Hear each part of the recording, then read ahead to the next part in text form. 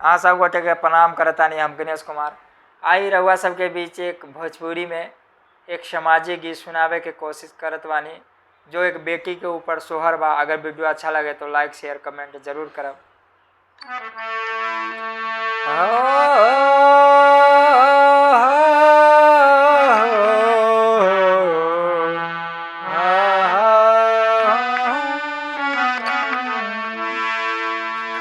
बाबू माई के आखी बानी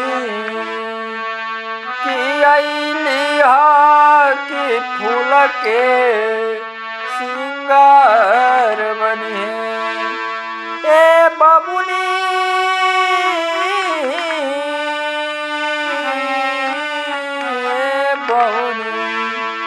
बाबू माई के आखी बानी कि अइली हकी कुल के सिंगार बनी है। ए बाबूनी रोशन करी है दूध गो मालिया की तग रे उचियार करी हो। हे ललना ऊंचा करिए दूध गो के कुलती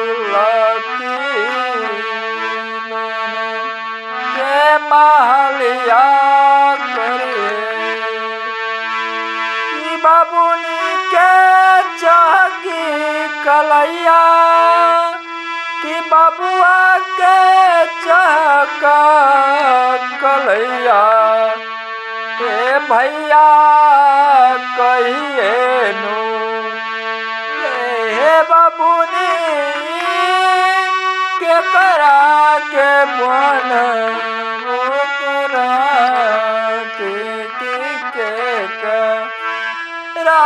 कलैया बन।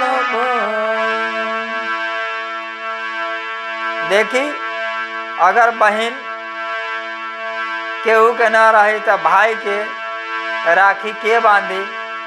आई लेके बहन भी घर में होला बहुत जरूरी बा। जितने जरूरत भाई उतने बहन। बहन के बिना भी घर आंगन अधूरा बा। आई शोहर के माध्यम से ए बाबूनी भैया के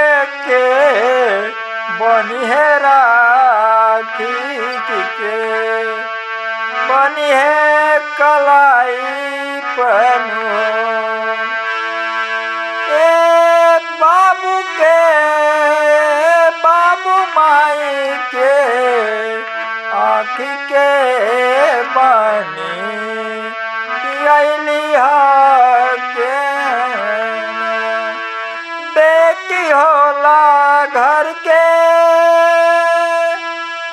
मरले रतन मांगर अंगन के रे होला कि दोनों घरवा जगमग कर हो। बबुआ के चहकी कलैया कि बबुआ के चहकी कलैया की। ए भैया कहिए नु के करा के बहिनी करा करवाए। ए बहिनी आशीष बादी हो जना का पूरा जुरई है नु। ए बाबूनी लक्ष्मी आशीष बा जना का पूरा जुरई है नु।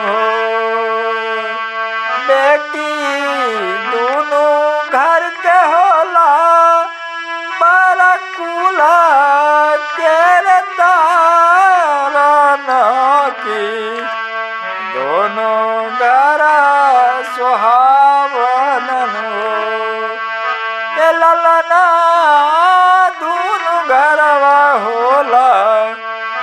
सोहावना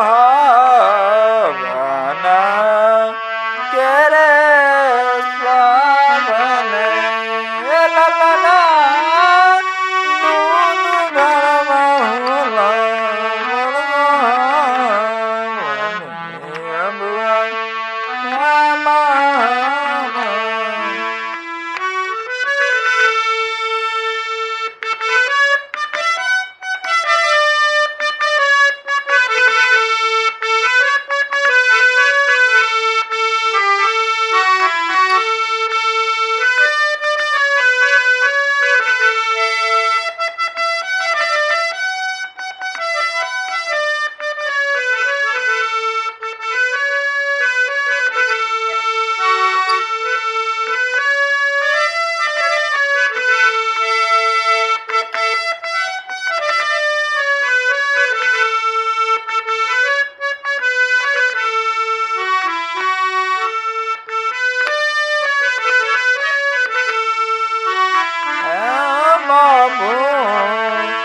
बाबुआ बाबू माई के आखी वानी हकी कुला के सिंगार बनिए बाबूनी दोनों कुल के होई है बरदुलारी की बाबुआ बड़ा लचमिनिया होई है बाबुआ दोनों कुल के होला मरदुलार की बाबुआ मरदुलार। अगर वीडियो अच्छा लगे तो प्लीज़ आप लोग ज़्यादा से ज़्यादा शेयर कीजिएगा।